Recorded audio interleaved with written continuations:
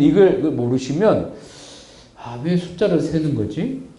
왜 이 갑자기 또 중간 또 나오거든요. 왜 또 숫자를 또 세는 거지? 중간에 율법이 나오거든요.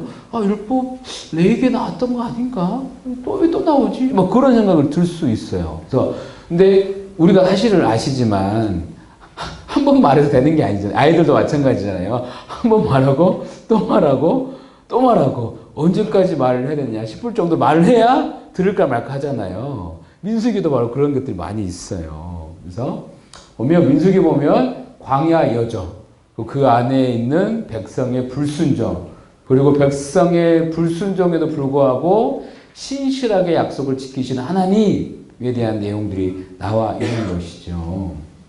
그래서 보게 되면 민수기는 이게 1차 인구조사인데 앞부분이 그죠. 민수기 딱 펼치면 루벤이 얼마고 시몬이 얼마고 갓 지파가 얼마고 쭉쭉쭉쭉 나와 있어요. 12지파가 나와 있는데 1차 이 인구조사의 목적은 뭐냐면 사실 군사적 목적입니다.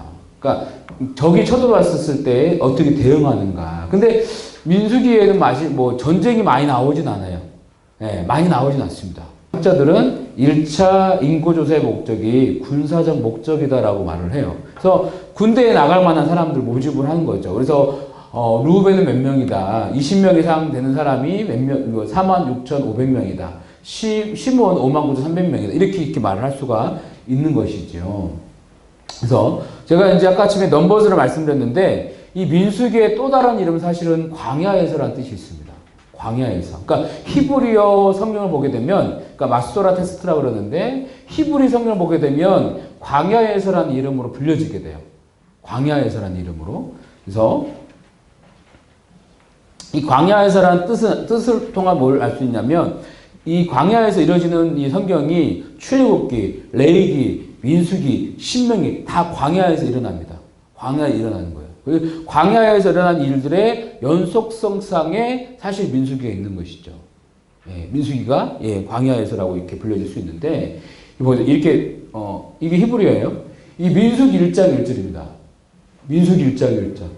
민수기 1장 1절의 히브리어를 제가 들고 왔는데 이게 뭐냐면 바 나베르 야웨 엘 모셰 베 미드바래요. 무슨 뜻이냐면 이 제일 앞에 있는, 그러니까 히브리어는 왼쪽부터 읽는 거예요. 왼쪽부터. 그래서 제일 앞에가 좀 짝대기 같은 게 있죠. 원래 사실 약간 구부러진 건데 짝대기 같은 게 그냥 그리고라는 뜻입니다. 그리고. 그래서 그리고로 시작하는 거예요. 그러니까 앞에 말과 이어주는 거죠. 출애굽기, 레위기, 창세기, 출애굽기, 레위기, 민수기잖아요. 민수기가 똑 떨어지는 게 아니라 앞에 말씀과 연결된다. 그리고 나벨 뭐냐면 말씀이요. 앞에 그러니까 이 약간 뭐라 그래 T자 같이 생겼죠. 그게 이제 나벨이거든요. 그러니까 이 세 글자 바 나베르 그 다음에 두 번째 그 단어가 야훼예요. 야훼 여호와 야훼 바 나베르 야훼 예언 누구에게 뭐뭐에게 모세 들어보셨죠? 모르세요? 모세에게. 그러니까 그리고 하나님께서 그리고 야훼께서 말씀하셨다 모세에게. 그다음 마지막 단어가 뭐냐 이걸 보고 원하는 건데 베 미드바르예요. 그러니까 베가 뭐냐면 뭐뭐 안에예요. 그러니까 이 앞에 이게 한 글자가 베가 뭐뭐 안에란 뜻이에요. 그리고 뒤에가 미드바르가 이제 광야란 뜻이에요. 그래서 베 미드바르가 사실 마소라테스 히브리 성경의 이름이에요. 민수기의 히브리 성경에 나와 있는 제목은 베 미드바르예요. 그래서 광야에서라고 읽을 수가 있죠. 그러니까 사실은 이 민수기 말씀을 좀 더 읽어보면 광야에서 이런 일이 일어났구나라는 것을 알 수 있어요.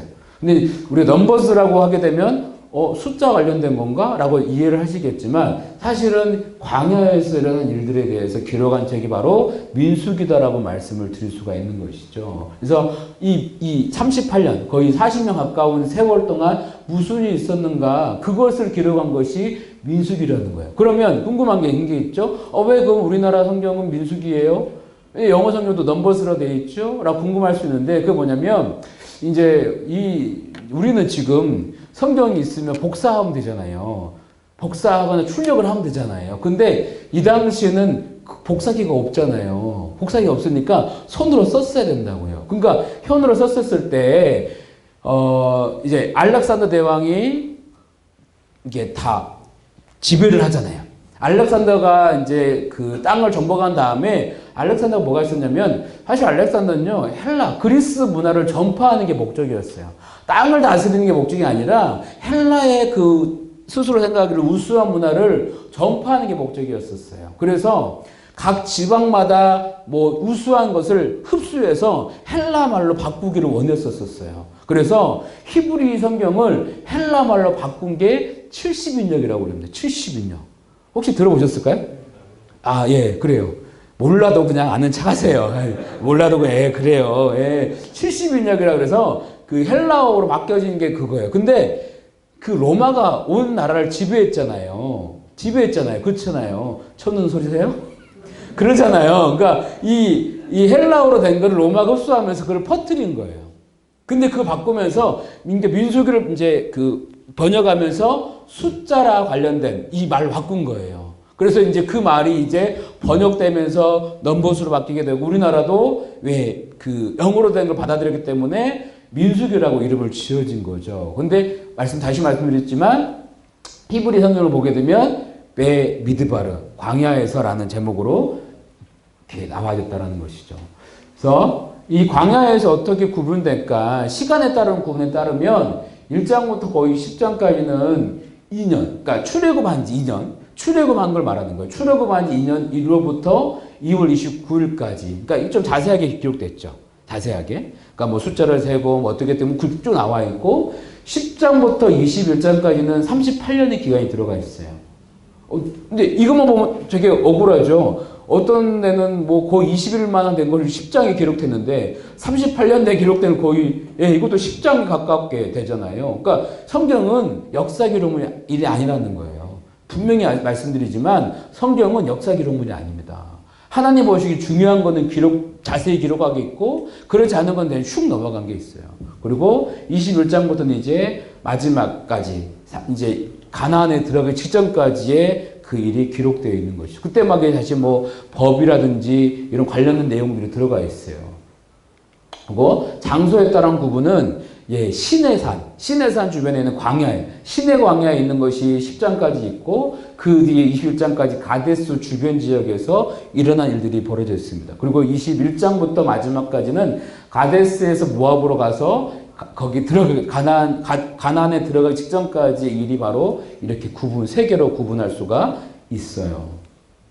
지도를 보게 되면 시내산 주변에 먼저 있는 것이죠. 인구조사 및 진편성에 대해서 쭉쭉쭉 나와 있고요. 그 다음에 이제 가데스 바네로 올라갑니다. 가데스 바네 올라가서 이제 문제가 생겼죠. 12명의 정탐꾼을 가나안에 보냈는데, 여러분 알다시피 10명의 사람은 정탐꾼은 부정적인 보고를 했고, 2명의 사람 누구였죠? 그렇죠. 2명만이 긍정적인 말을 했던 그 지역이, 문제의 지역이 가데스 바네아예요. 가데스 바네아. 따라해볼까요? 가데스 바네아. 네, 좀 힘을 줘야 돼요. 가데스 바네아가 아니고 가데스 바네아. 가데스 바네아. 가데스 바네아에서 이렇게 났고요. 그다음에 40년 동안 방황을 하고 나서 이제 인구조사와 요단 동편 정복한 내용이 그 뒤에 나와 있는 것이죠. 그래서 또 하나의 이제 우리가 갖고 있는 책에 보게 되면 이 책은 이렇게 구분을 하고 있어요. 이 민수기는 두 세대의 이야기다. 뭐 책을 구분하는 관점은 여러 가지 있으니까요. 리딩 지저스의 책의 구분은 두 세대의 이야기다. 그래서 앞의 내용은 뭐냐면 첫 번째 세대 1장부터 25장까지는 애굽을 탈출한 첫 세대에 대한 이야기다라고 이 책은 말을 하고 있고요. 두 번째, 그럼 26장부터는 그 다음에 태어난. 그러니까 가데스 바네아의 정탐으로 말미암아 부정적인 보고를 했고, 그럼 말미암아 하나님께서 40세 이상 된 사람은 들어가지 못하리라 말씀하셨잖아요. 그 방황하는 시간이 지난 다음에 두 번째 세대에 대한 이야기가 26장부터 36장까지 있다라고 이 책은 구분을 하고 있습니다. 그래서 두 세대 이야기가 이제 들어가 있는 것들이고요. 1세대를 보게 되면 불신앙, 또 좌절, 또 죽음을 대표하는 것이 바로 1세대라고 할 수 있겠죠. 그래서 첫 번째 세대는 비록 출애굽을 한 세대이지만, 애굽을 탈출을 한 세대이지만 이 세대는 불신앙과 좌절 그리고 죽음을 대표하는 세대라고 말을 할 수가 있다라고 할 수 있고요. 이 세대는 불신앙으로 인하여서 가나안 땅에 못 들어갔죠. 가나안 땅에 가려고 출애굽을 했지만, 애굽을 나왔지만 그들의 불신앙으로 말미암아 가나안 땅에 들어가지 못했습니다. 서글프지 않아요, 여러분? 서글프죠. 그죠? 그렇잖아요. 그렇게 고생해가지고 가나안에 들어갈 왔는데 불신앙으로 말미암아 들어가지 못했으니 안타까울 수밖에 없는 거죠. 그래서 어떤 학자는 이렇게 말을 해요. 민수기는 가장 긴 장래 행렬이다라고 말을 하는 사람도 있어요. 민수기를 한마디로 어떤 학자는 가장 긴 장래 행렬이에요 라고 말을 해요. 그래서 왜 그러냐 하냐면 이런 불평들이 많죠. 몇 가지만 말씀드리면 민수기 11장에 들어와서 먹을 거에 대한 불평을 합니다. 먹을 거에 대한 불평. 우리에게 고기를 주워 먹게 하라. 만나밖에 없냐. 이거밖에 없냐. 차라리 우리가 애굽에서 종노릇 할 때는 고기도 먹고 부추도 먹었는데, 근데 왜 여기 데리고 와가지고 그 애굽 땅에 무덤이 없어가지고 데리고 나왔냐? 왜 우리 이렇게 하느냐? 그런 불평하는 곳이잖아요. 근데 저는 그 말씀 볼 때마다 종노릇을 하던 사람들이 고기 먹을 시간이 얼마나 있었을까?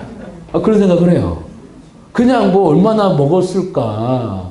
그냥 주인이 먹던 거 떨어지는 거 먹었을 수는 있겠지만 과연 이렇게 뭐 떵떵거리며 먹었다고 말할 정도의 시간이나 뭐가 있었을까? 저는 없었다고 봅니다. 그러니까 그들의 말이 좀 과장됐죠. 제가 보기엔 그래요. 종로를 다는 사람이 얼마나 고기를 먹었겠어요. 지금도 그러지만 고깃값이 뭐 싸지는 않잖아요. 그렇잖아요. 그러니까 저 말 자체도 불평이 많은 그런 말이라고 할 수 있겠죠. 또 보게 되면 이 리더십도 마찬가지였어요. 모세의 형과 누나 미리암, 아론이 반발하는 거죠. 하나님께서 모세와만 대화하셨느냐, 우리와도 말씀하지 않았느냐. 모세와 이게 소위 맞짱을 뜨죠.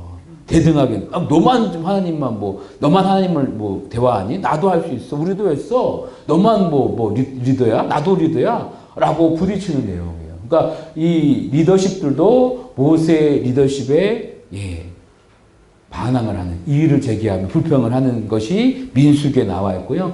가장 결정적인 불평은 무엇이냐면 약속의 땅 자체를 좋아하지 않았다는 거예요. 약속의 땅 가고 싶다고 말을 하겠지만 거기 가면 죽어요. 힘들어요. 못 삽니다. 그러니까 그래요. 안 갈래요. 싫어요. 왜 우리를 여기 데리고 왔어요? 무덤이 여기밖에 없어요? 다시 돌아가면 안 돼요? 막 하는 것이죠. 그게 바로 민수기의 최고의 불평 중에 하나라고 말씀을 드릴 수가 있습니다. 그래서 그들은 이런 말을 하죠. 그 백성들을 치지 못하리라. 그들은 우리보다 강하다라고 말을 하죠. 그리고 이 말대로 그들은 그 땅을 차지할 수 없게 되었습니다. 그러니까 민수기는 얘네 백성의 불평이 나와 있어요. 백성들이 이 말을 하고 저 말을 하고 싫어요, 못해요, 안 돼요, 안 하면 안 돼요, 왜 굳이 그걸 해야 돼요, 또 뭘 할 수 있을까요? 불평을 하는 곳이 바로 민수기 말씀이에요. 광야에서 어떤 일이 벌어졌다고요? 불평이 있었다는 거예요. 백성의 불평이 엄청 많았다는 것이죠. 그게 민수기예요. 그래서 온 회중이 이제 통곡하면서 모세와 아론을 원망을 하지요. 그래서 이들은 결국 이렇게 광야에서 죽음을 맞이합니다. 그런데 첫 세대에도 주신 하나님 은혜가 있어요. 이렇게 불평을 하지만 하나님께서 그 죽음의 세대, 불평의 세대, 죽을 수밖에 없는 세대 가운데에 주신 은혜가 있어요. 제가 보니까 한 3가지 될 것 같아요. 첫 번째 뭐냐면 언약을 이어가시는 하나님이라는 거예요. 언약을 이어가는 하나님이시라는 거예요. 뭐냐면 너희들 그거에 다 쓸어버리겠어 라고 하지 않고 그 자녀에게 언약을 이어가신다는 거예요. 축복을 이어가신다는 거예요. 또 두 번째 뭐냐면 그래도 불구하고 그들을 방치하지 않으셨어요. 마음대로 살아. 나도 모르겠어. 라고 하는 게 아니라 그들 가운데 규례를 가르쳐 주시는 하나님이에요. 세 번째 어떤 하나님이냐? 하나님 백성으로 살 수 있는 정체성을 계속해서 말씀해 주신다는 거예요. 오케이, 너 공부 안 해? 너 공부 안 시킬 거야. 알아서 살아. 냅둬. 이게 아니라 그래도 하나님 백성으로 살 수 있게 계속 말씀하신다는 거죠. 그래도 믿음으로 살아라. 말 안 들어? 오늘도 만나 끝이야. 라고 하지 않으셨어요. 계속해서 만나를 먹여주시고 그들이 하나님 백성으로 살 수 있게끔 계속의 정체성을 길러주셨는데 몇 가지를 말씀드릴 수 있는데 뭐 크게 두 가지 말씀드리면 첫 번째는 이거예요. 이게 뭐냐면 백성들을 이제 그 배치도예요. 진 배치도. 이 성경을 읽다 보면 누가 어디 있고 누가 동편에 있고 누가 서편에 있고 막 나오는데 그걸 정리한 게 이 그림이에요. 그래서 가운데는 성전이 있습니다. 그러니까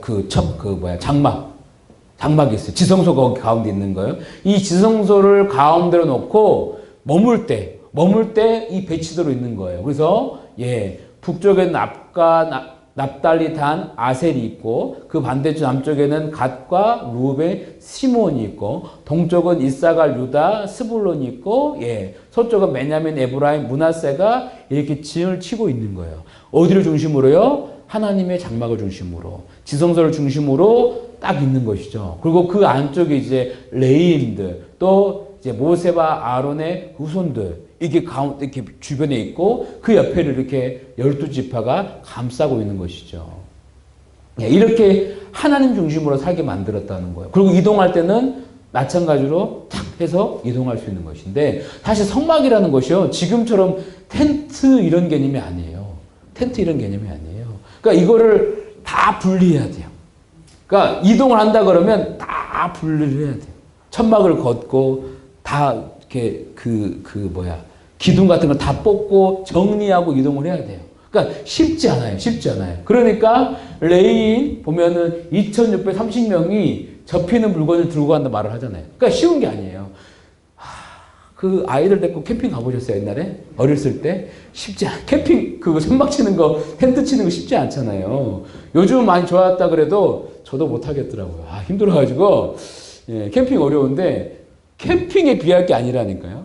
캠핑에 비할 게 아니에요. 그러니까 이 사람들이 이거 장막을 중심으로 이 주변에 거하면서 살아가는 거예요.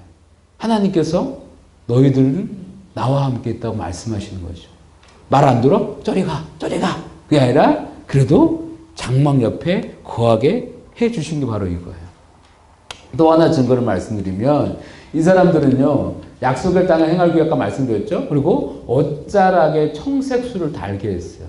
하나님의 백성으로 살 수 있는 이걸 보면서 내가 하나님의 백성이구나 라고 하는 것을 알 수 있게 해주셨다는 것이죠. 거룩하고 존귀하게 살도록 부름 받았다는 것을 늘 상기시켜 준 것이죠. 여러분 어떤 물건 보면은 생각나는 사람이 있어요?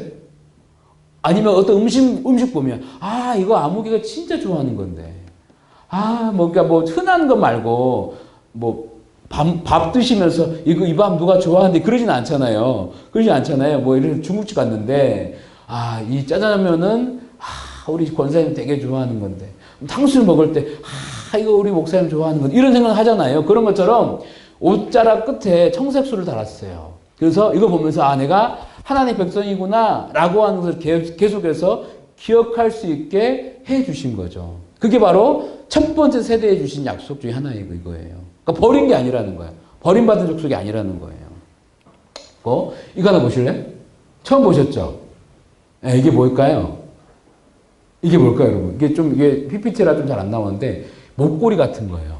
목에 거는 그런 거예요. 목에 거는 건데 어떻게 됐냐면 유물인데 1979년도 오트만 시대에 무기 창고로 쓰던 무덤에서 발견한 거예요. 무덤에 발견하는 건데 크기가 되게 작아요. 이게 제가 키워서 그러지 2.7cm 가로가 2.7cm고 세로가 9.7cm예요. 되게 작죠. 되게 작죠. 그러니까 목걸이로 차던 그런 건데 그냥 무덤인데 그것을 오토만 제국이 무기 창고로 썼어요. 거기서 발견된 거예요. 그러니까 작으니까 사람들이 이게 뭐지? 그냥 별로 안 봤는데 그 당시에는 이게 뭔지 우리가 봐도 뭔지 모르잖아요. 이게 뭔지 모르잖아요. 근데 이제 나중에 보니까 뭐가 써여 있냐면 이거예요. 그 민수기 6장 24에서 26절의 말씀. 예. 한번 보실래요? 민수기 6장 봐보세요. 성경 있으시면 봐보세요. 민수기 6장 24절부터 26절 한번 봐보세요. 네. 민수기 6장 24절로 26절 말씀 있으시면 같이 읽겠습니다. 야훼는 내게 복을 주시고 너를 지키시기를 원하며 야훼는 그 얼굴을 내게 비추사 은혜 베푸시기를 원하며 야훼는 그 얼굴을 내게로 향하여 드사 평강 주시기를 원하노라 할지니라 하라. 아멘. 이게 이제 제사장의 축복이라는 제목으로 이렇게 말씀이 펴지는 건데 모세에게 말씀하시는 거예요. 그리고 아론과 그의 아들들에게 말을 할 때 너희 아들들에게 자손들에게 이렇게 축복해라 라고 하는 그 구절이 이 말씀이에요. 민수기 6장의 말씀. 근데 그 말씀이 아까 봤던 여기에 기록되어 있는 거죠. 여기에. 이걸 발견한 거예요. 말씀이 기록되어 있어서 했구나라고 하는 것을 알 수가 있는 것이죠. 이게 우연치 않게 발견된 거예요.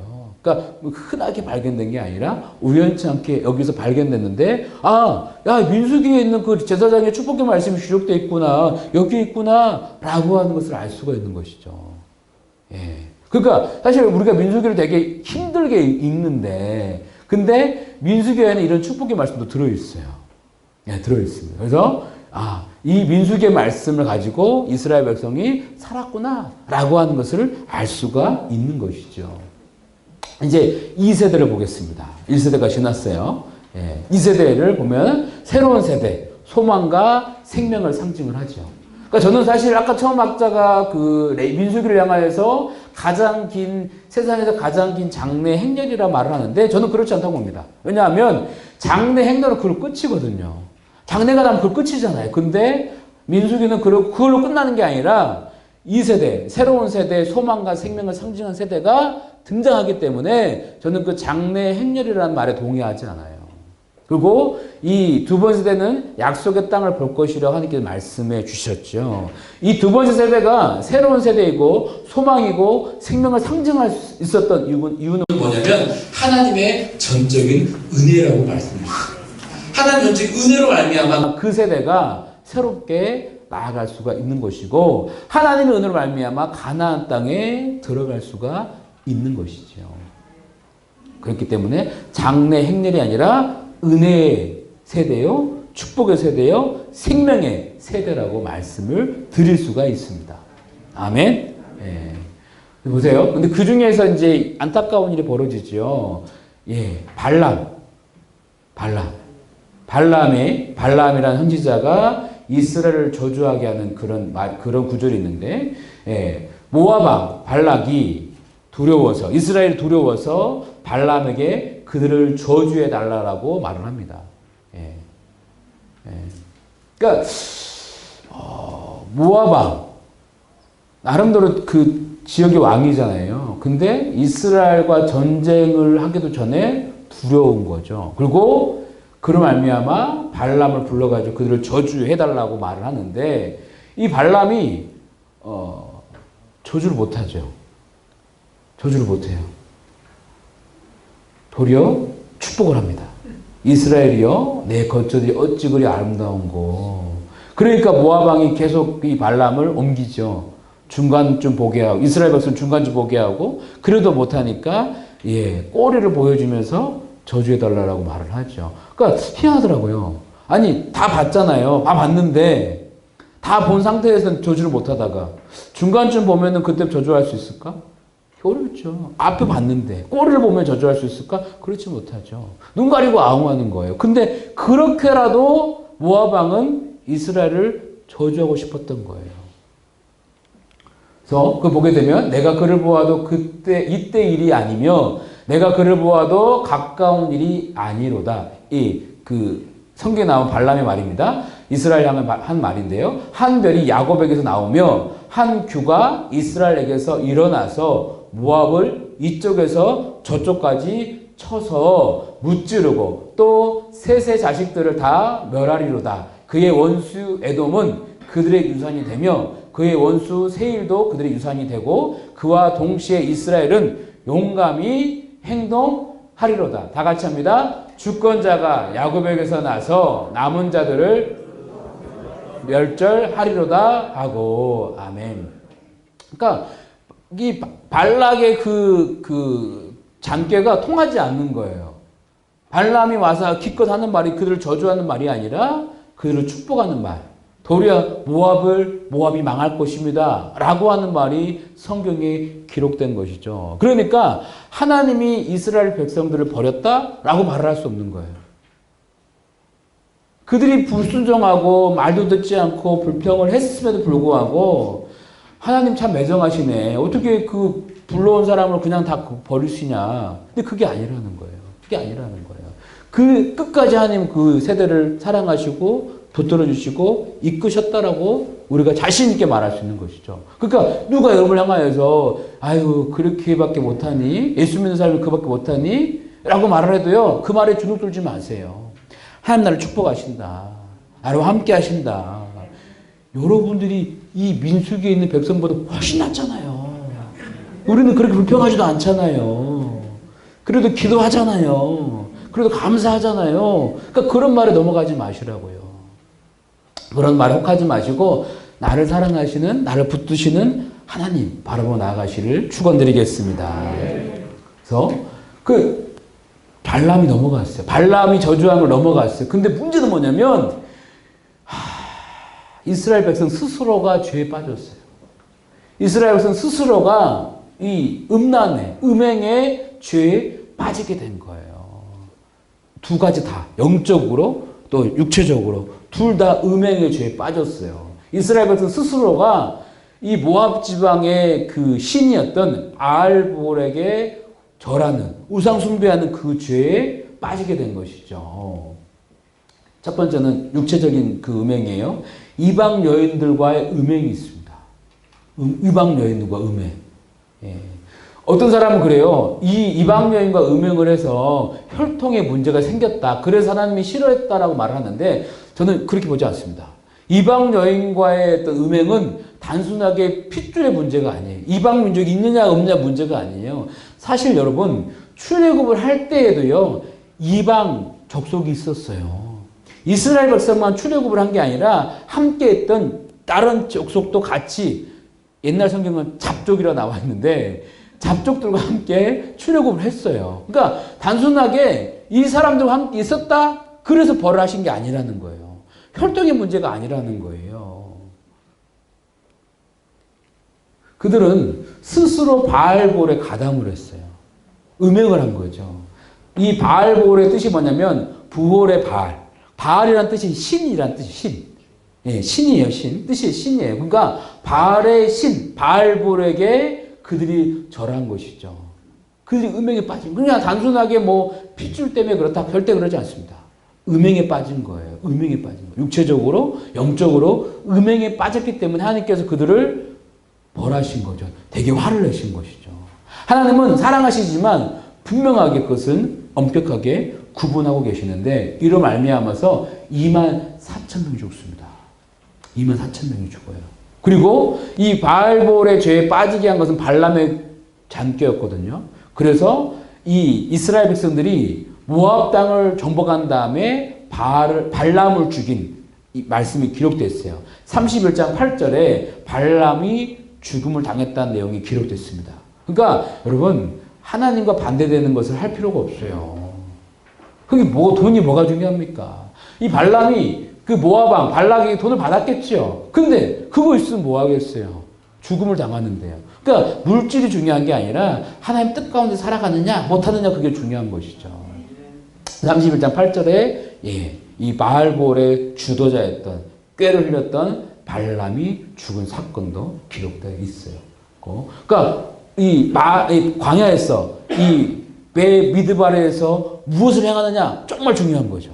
내가 무엇을 할 것이냐, 광야에서 뭘 할 것이냐 라고 한 내용이 민수기에 나와요. 그러니까 민수기를 읽으면서요 스스로가 나도 이렇게 살아야 되겠다, 내가 어떻게 살까, 그런 내용들이 막 이렇게 할 수가 있는 것이죠. 그래서 또 하나 유적을 말씀드리면 이 1967년도에 그 데이르 알라라는 지역에서 이 발견된 유물이 있는데요. 이 유물이 이제 어떻게 발견됐냐면 우연치 않게 우연치 않게 우연으로 어떤 말이 맞죠? 우연치 않게 우연으로 우연일치로 예, 아무튼 그래요.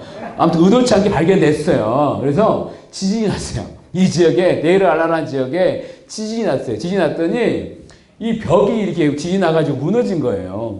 벽이 무너진 거예요. 이렇게 무너졌는데 이 무너졌는데 거기에 막 말씀이 기록되어 있는 거예요. 민수기 22장 말씀이 기록되어 있는 거예요. 거기에 뭐가 나왔냐면 발람, the son of 부올, 부올의 아들 발람 써져 있는 거예요.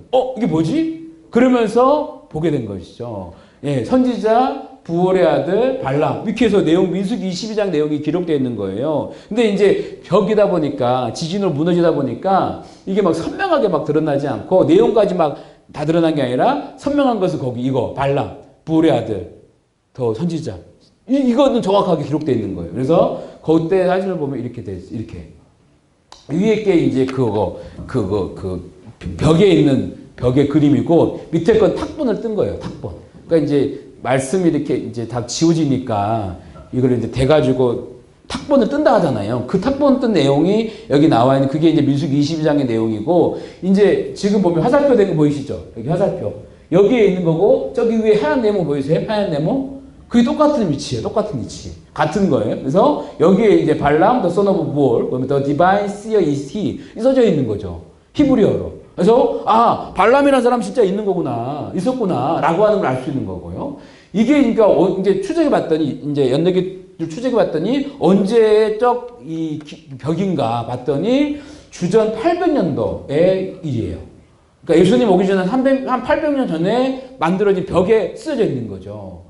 근데 이제 우리가 지금 민수기를 보면은 민수기는 아마 1200년 주전 1200년도쯤에 있었던 내용일 것이다 라고 이제 말을 하는데 그러니까 시기적으로 차이가 있는 거죠. 그러니까 민수기가 이랬던 이 발람의 사건이 있었던 시기보다 한 400년 뒤에 기록되어 있는 건데 그러면 이스라엘 백성들이나 그 모압 지역의 사람들이 과거의 일을 계속 서로 이야기하고 있다. 마치 우리 그 어르신들이 이제 옛날 얘기 들려주잖아요. 전래동화 들려주듯이 아이들에게 전래됐던 것을 그때 사람이 400년 뒤쯤에 기록되어 있었고 그것이 나중에 이제 지진으로 말미암아 우연하게 발견된 것이죠. 그래서 발람이라는 사람이 진짜 있긴 있었겠구나. 그리고 민수기 22장의 말씀이 기록된 거 보니까 성경 이야기들이 그들 사람들에게 백성들에게 회자되고 있었구나 라고 하는 것을 우리가 알 수가 있다는 것이죠. 보면 이 민수기 22장부터는 새로운 세대를 개선 인구조사가 그러졌는데 좀 차이가 있어요. 보세요. 근데 무슨 차이를 만약에 같은 걸 말씀드리면 2차 인구조사를 말씀드렸잖아요. 그러니까 1장과 똑같은 말씀이 기록됐어요. 1장의 인구를 조사하라는 히브리 말씀과 똑같은 말씀이 여기에 기록되어 있어요. 어떻게 했냐면 세우, 에트, 리시, 콜, 아닷, 분의 이스라엘.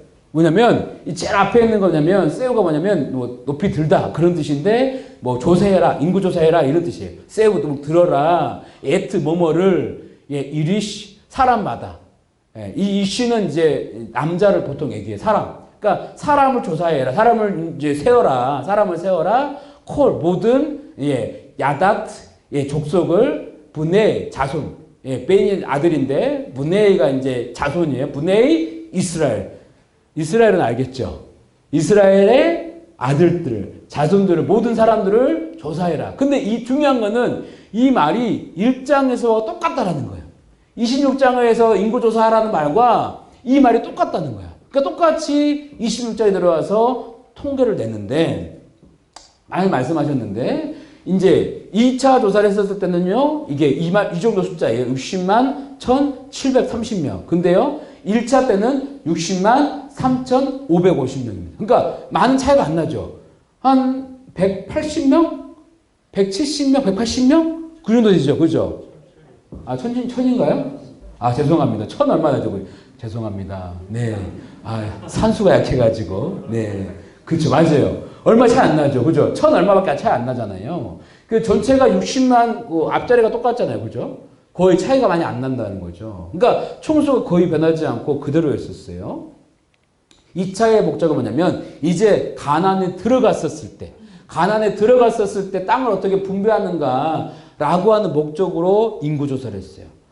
첫 번째는 군사적 목적, 두 번째는 땅 분배의 목적에 따라서 장정의 숫자를 센 거죠. 이 숫자는 20세 이상의 장정의 숫자예요. 그러니까 여자와 아이의 숫자는 들어가 있지 않죠. 그래서 보통 이제 출애굽한 인구를 따지면 200만 명 될 거다라고 하는 숫자 이야기가 이 숫자예요. 장정만 숫자를 셌기 때문에 아이들이나 뭐 또 함께 사는 부인까지 하면 더 많지 않겠느냐라고 생각을 하는 것이죠. 그래서 2차 이렇게 인구조사를 하는데 시므온 지파는 엄청 줄었어요. 시므온 지파는 보세요. 시므온 지파는 2차 때 22,200명입니다. 근데요, 1차 때는요, 39,300명이었어요. 몇 명이 줄었냐? 37,100명. 맞죠? 예, 맞죠? 예. 37,100명이 줄어들었어요. 생각해보세요. 전체 숫자는 1,000 얼마 줄었는데, 이 시므온 지파만 37,000명. 반 이상이 죽었어요. 절반 이상 죽었다고요. 이유가 뭘까요, 여러분? 뭔가 잘못했기 때문에 그랬겠죠.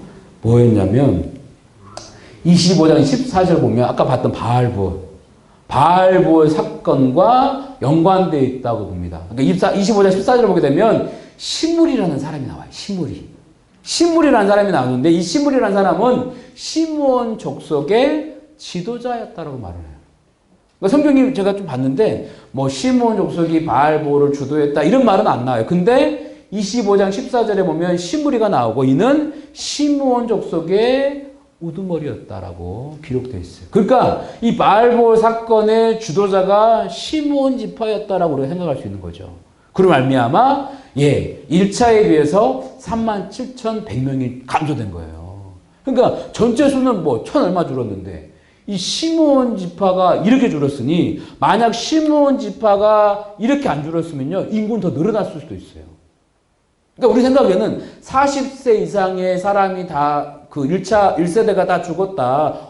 줄어들지 않았을까? 근데 실제로는 많이 줄지 않았고 시므온 지파가 이렇게 줄지만 않았다라면 도리어 늘어날 수도 있는 그런 상황이 있는 거죠. 근데 시므온 지파는 하나님이 싫어하시는 이 바알볼 사건의 주도 역할을 하면서 37,000명이 죽음에 이르렀다라고 말을 할 수 있는 것이죠. 이게 어디냐? 광야에서 일어난 일인 것이죠. 광야에서 일어난 일. 이제 2차 조사를 일어나면서 지도로 교체됩니다. 모세에서 여호수아로 교체가 되고요. 종교적인 것에서는 아론에서 그의 아들 엘르아살로 또 여호수아 갈렙 이렇게 바뀌어지는 모습을 우리가 알 수가 있는 것이죠. 단순하게 인구만 생긴 게 아니라 지도자가 바뀌어간다. 그러니까 그 다음 세대를 준비하는 것이죠. 그래서 민수기 26장 뒤에 말씀을 좀 보면 26장, 27장에서는 지도자 교체되고 27장에 들어가서 슬로브앗의 딸, 므낫세 지파의 이야기 나오는데 이 슬로브앗의 딸 혹시 이야기 본 적 있으세요? 말씀 가운데? 재밌잖아요. 무엇이냐면 슬로브앗의 딸이 뭐냐면 자기 아버지가 이제 아들을 못 낳은 거예요. 그러니까 형제가 딸밖에 없는 거예요. 근데 이 당시에는 그 남자 중심으로 이어져 갔잖아요. 남자들한테 땅을 줬잖아요. 그러니까 이 슬로브앗의 딸들이 말을 한 거예요. 그러면 우리 아버지가 돌아가시면 우리 아버지에게 주신 땅은 누가 받습니까? 아들에게 주는 건데 아들이 없습니다. 누가 받습니까? 물어봤으니 하나님께서 그들의 말이 맞다. 그 슬로브앗의 딸들은 아들 형제가 없지만 그걸 딸들에게 주어라 라고 말을 해요. 그러니까 저는 이 말씀을 보면서 참 하나님도 우리 생각을 뛰어넘으신 거죠. 우리 생각에는 남자 중심으로 간다 생각했는데 그게 아닌 것이죠.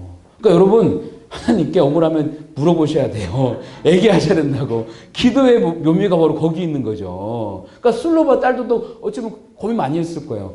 어떻게 되지? 근데 물어보니까 하나님이 그 딸들의 말을 들어주신 것이죠. 그래서 28장부터 30장까지는 율법을 수여하는 장면이 나옵니다. 똑같은 율법이에요. 앞에 봤던 율법과 다른 게 아니라 똑같은 말씀이에요. 근데 뭐냐면 이 세대, 새로운 세대가 등장하면서 그들에게 다시 한번 중요한 말씀을 강조하는 거예요. 똑같은 말씀이 또 나오는 게 아니라 새로운 세대에게 또 말을 하는 거예요. 너희는 이렇게 살아야 됩니다. 이렇게 살아라. 라고 율법을 똑같이 말하는 거예요. 갱신하는 것이죠. 그게 이제 28장부터 30장까지 나와 있는 거고요. 예, 그 뒤에 보면 35장 이 말씀, 36장에 또 나와요. 뭐냐면, 봐봐요. 35장에 레인의 성, 덧비성, 살인에 관한 법이 나오고, 36장에 보게 되면 슬로브앗의 딸에게 준 땅에 대해서 또 나와 있는데, 이 므낫세 지파가 또 뭐라고 말을 하냐면, 보세요. 저는 36장이 민수기 마지막 장인데, 저는 되게 은혜 받아서 뭐냐면, 이 36장에 저는 제 생각에는 거룩하게 살아라, 하나님 백성으로 신실해라, 이런 말씀이 아니라 슬로브앗에게 준 땅에 대한 법이 나와 있어요. 보세요. 뭐냐면, 이 므낫세 지파가 말을 하는 거예요. 근데 보세요, 하나님.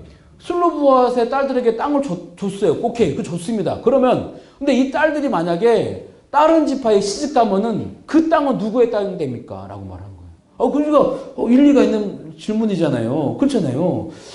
그렇지. 이 슬로브앗의 딸이 처음에는 므낫세 지파였는데 옆에 있는 유다 지파에 시집 간다.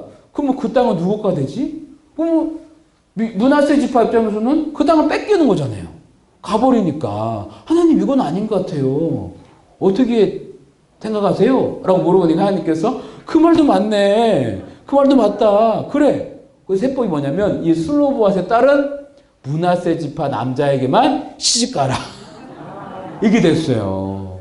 이게 됐어요. 근데 그게 민수기 몇 장이라고요? 마지막 장. 36장에 기록됐어요. 저는 이 말씀이 얼마나 은혜되냐면, 하나님께서 신실하고 거룩하고 찬양 많이 하고 예배 잘 드리고, 오케이. 그것도 되지만, 이 땅 가운데 어떻게 살아갈지를 보여주는 말씀을 생각해요. 네. 우리가 예배도 잘 드리지만, 이 땅 가운데서 어떻게 지혜롭게 살아갈 것인가. 그리고 우리가 살아가면서 발생한 여러 가지 문제가 있는데 그 문제는 우리가 어떤 마음으로 나갈 것인가 라고 하는 말씀이 아닌가. 그리고 그 말씀에 하나님은 지혜를 주신다라는 거예요. 살아갈 수 있게 해주신다라는 거예요. 이 슬로브앗의 딸의 문제를 통해서도 이제 가나안에 들어갈 텐데 그 땅 가운데 발생할 수 있는 여러 가지 문제의 해결책을 허락해 주시는 걸 보여주는데 마찬가지로 우리가 살아감에 있어서 여러 가지 발생한 문제에 하나님은 해법을 주실 거예요. 그냥 살아가라고 하지 않으세요. 그러니까 모르면 물어보고 모르면 기도하고 응답받아서 살아가실 주의를 부탁드리겠습니다. 아멘. 그러면 정리하다 보면요. 출애굽과 약속의 땅 사이의 시간이 민수기라고 말씀드렸어요. 그렇죠? 이스라엘 백성은 그 사이의 시간을 살았어요. 38년. 근데 말씀은 짧게 기록되어 있죠. 그러니까 성경은 그냥 중요한 말씀만 기록되어 있는 거예요. 광야에서 이런 일이 있었어. 슬로브아의 딸 이야기가 있고, 민수기 보면 아까 말한 바알볼 큰 사건이 기록되어 있고, 민수기 광야에서 1차 조사도 하고 2차 조사도 하고 그냥 그런 것들이 중요한 것들이 기록되어 있는 것이죠. 그 사이의 시간 살아가는 게 이스라엘 백성이었어요. 마찬가지로 우리 역시 역사의 이 한 타이밍에 살고 있는 거죠. 예수 믿기 전에 우리가 있었고 예수 믿고 나서 크리스찬이 됐는데 아직 우리가 저 하늘나라에 가지 않았잖아요. 그렇죠? 우리는 저 하늘나라 가나안 땅에 닿는 그 사이의 시간에 살고 있다는 거예요. 그 우리는 어떻게 살고 있는가? 민수기 백성들은 이 광야 시대, 내 미드바르 이 시간을 살아가고 있는데 이 광야의 시간 속에 어떻게 살 것인가? 라고 하는 게 우리에게 주어진 숙제라는 거예요. 슬로브아의 딸처럼 하나님께 질문도 하고 기도도 하고 때때로는 바알볼 같이 실수도 하지만 그 실수를 통하여서 다시 회복되어 나가는 것이고 우리 생각에는 1차에 비해서 2차가 많이 줄었을 거라고 생각을 하지만 실제 봤더니 많이 줄어든 것도 아니고 도리어 늘어난 것다고 할 수 있는 거겠죠. 염려 근심에 살아가지만 사실 나중에 지나가 보면 은혜롭게 살 수 있구나, 살았구나라는 것을 알 수가 있는 것이죠.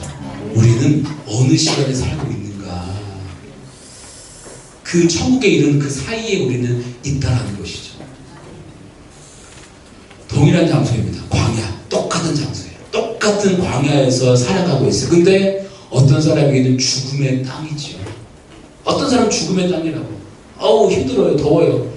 차라리 광야 가서 다시 외국 갔으면 좋겠어요. 애국으로 가고 싶어요. 라고 하는 힘든 땅이지만 어떤 사람에게는 들어가서 우리의 땅이 어떻게 될까요? 하나님 우리 남자 형제가 없어서 뺏기는 거 아니에요? 또 반대로 그 딸들이 딴 데 시집가면 우리 땅 없어지는 거 아니에요? 라고 하는 바라봄의 땅, 생명의 땅, 어떤 걸 주실지를 기대하는 땅, 그게 바로 광야인 거죠. 누구에게는 죽음의 땅에 불과하지만 힘든 땅에 불과하지, 누구에게는 그 땅이 생명의 땅이요, 준비의 땅이요, 희망의 땅이다라고 말을 하는 것이죠. 그게 바로 우리가 읽는 민수기의 말씀입니다. 그래서 2세기의 유대교 아키바라는 사람이 있어요. 아키바. 이 사람이에요. 이렇게 그림입니다. 사진이 없죠. 2세기니까. 근데 이 2세기의 이 아키바라는 유대교 랍비가 이런 말을 했어요. 민수기, 아가서가 성경 중에 가장 거룩한 책들이라고 말을 했어요. 이 아키바가. 우리는 민수기 읽으면 맨날 뭐 숫자만 세냐 넘어가는 그 재미없는 이 말씀 민수기를 이 아키바라는 사람은 가장 거룩한 책들이다. 왜냐? 하나님과의 사랑이 들어있는 책이기 때문에 가장 거룩하다고 말을 했어요. 아키바라는 사람이. 유명한 사람이에요. 아키바라는 사람이. 유대교 랍비 중에. 우리는 잘 모르지만 유명한 사람이에요. 근데 그 사람이 아가서와 민수기를 그렇게 말을 했어요. 하나님의 사랑이 들어있기 때문에 가장 거룩한 책입니다. 라고 말을 했어요. 이유가 뭐냐? 가장 고통스러운 관계를 통해 그려지는 하나님의 사랑이라는 거예요. 하나님은 백성을 사랑해. 근데 백성들은 막 불평하죠. 거부하죠. 야, 가나안 줄게. 싫어요. 못 들어가요. 우리 다 죽어요. 거부하는 땅. 근데 하나님은 그 땅을 주고 싶은 거예요. 가나안에 가자. 예수 믿으면 천국 간다 그러는데 싫어요. 그래도 사랑하는 것이 하나님 사랑이잖아요. 그게 민수기라는 거예요. 가장 고통스러운 관계를 통해 그려지는 하나님의 사랑이 있기 때문에 민수기는 그렇다라고 말을 하는 거고. 두 번째는 장정만 60만이 넘지만, 그러니까 힘쓸 전쟁에 나갈 수 있는 장정만 60만이 넘지만 하나님의 은혜가 아니고 이끄심이 아니면 그들은 가나안에 들어갈 수 없음을 보여주는 것이 민수기라는 것이고, 세 번째는 생존의 법칙을 그려주는 것이 이 민수기예요. 하나님의 법으로만 살아가야 된다. 다른 곳으로 살 것이 아니라 하나님 주시는 그 법으로 살아야 된다. 그러니까 또 율법을 말을 하는 것이죠.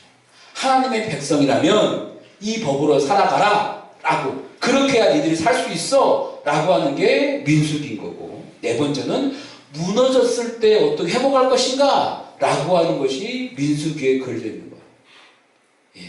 그렇기 때문에 민수기가 그냥 단순하게 숫자만 세고 넘어가는 것이 아니라 광야에서 어떻게 살아가고 이어져 갈 것인가, 힘든 그 광야에서 어떻게 가나안에 들어갈 것인가 라고 하는 희망의 말씀이 바로 민수기다라고 말할 수 있는 것이죠.